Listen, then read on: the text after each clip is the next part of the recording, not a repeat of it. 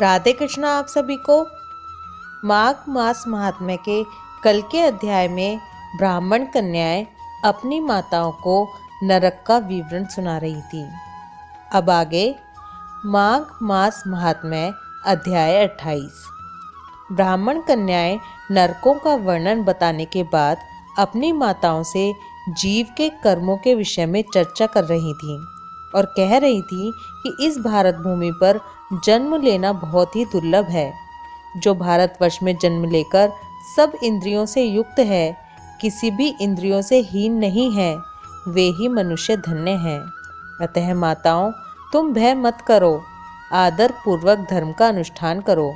जिनके पास दान रूपी शुभ कर्म होते हैं, वे यमलोक के मार्ग पर सुख से जाते हैं, अन्यथा उस पथ पर जीव को महान क्लेश भोगने पड़ते हैं। ये सब जानकर मनुष्य पुण्य करे और पाप छोड़ दे। पुण्य से देवत्व की प्राप्ति होती है और अधर्म से नरक में गिरना पड़ता है। जो देवेश्वर भगवान श्री हरि की शरण में होते हैं, वे भयंकर यमलोक का दर्शन नहीं करते। इसलिए हे प्रिय बंधवों, यदि तुम लोग संसार बंधन से छुटकारा पाना चाहते हो तो सच्चिदानंद स्वरूप परम देव श्री नारायण की आराधना करो। शरीर मृत्यु से जुड़ा है, जीवन भी चंचल है, धन राजा आदि से प्राप्त होने वाली बाधाओं से भरा हुआ है तथा संपत्ति क्षणभंगुर है। माताओं, क्या तुम नहीं जानती, आधी आयु तो नींद में ही चली जाती है। कुछ आयु भोजन आदि में समाप्त हो जाती है, कुछ बालकपन में, कुछ बुढ़ापे में और कुछ विषय भोगों के सेवन में ही बीत जाती है। फिर कितनी आयु लेकर तुम धर्म करोगी। बचपन और बुढ़ापे में तो भगवान के पूजन का अवसर नहीं प्राप्त होता, अतः इसी अवस्था में अहंकार शून्य होकर धर्म करो।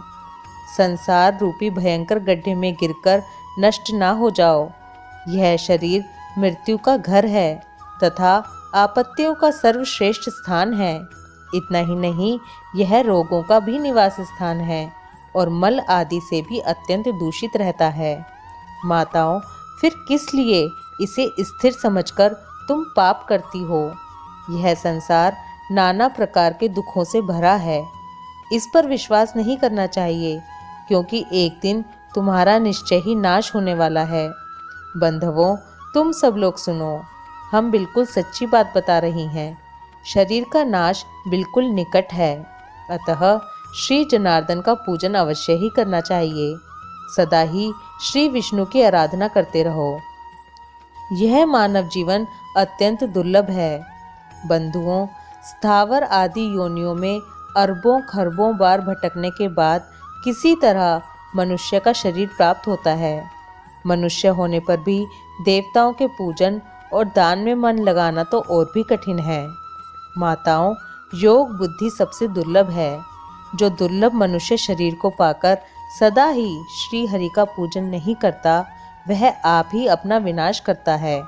उससे बढ़कर मूर्ख कौन होगा। तुम लोग दंभ का आचरण छोड़कर सुदर्शन चक्रधारी भगवान विष्णु की पूजा करो। हम लोग बारंबार भुजाएं उठाकर तुम्हारे हित की बात कहती हैं। सर्वथा भक्ति पूर्वक भगवान विष्णु का पूजन करना चाहिए और मनुष्यों के साथ ईर्ष्या का भाव छोड़ देना चाहिए।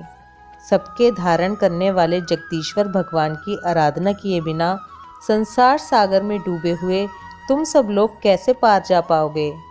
माताओं, अधिक कहने की क्या आवश्यकता, हमारी यह बात सुनो। जो प्रतिदिन तन्मय होकर भगवान गोविंद के गुणों का गान तथा नामों का संकीर्तन सुनते हैं, उन्हें वेदों से, तपस्या से, शास्त्रोक्त दक्षिणा वाले यज्ञों से, पुत्र और स्त्रियों से, संसार के कृत्यों से तथा घर, खेत और बंधु बांधवों से क्या लेना है। इसलिए तुम लोग भय छोड़कर श्री केशव की आराधना करो।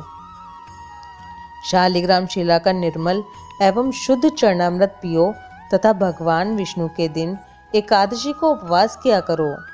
जब सूर्य मकर राशि पर स्थित हो, उस समय प्रतिदिन प्रातः काल स्नान करो।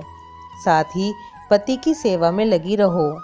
नरक का भय तो तुम्हें दूर से ही छोड़ देना चाहिए, क्योंकि सब पापों का नाश करने वाली परम पवित्र एकादशी तिथि प्रत्येक पक्ष में आती है।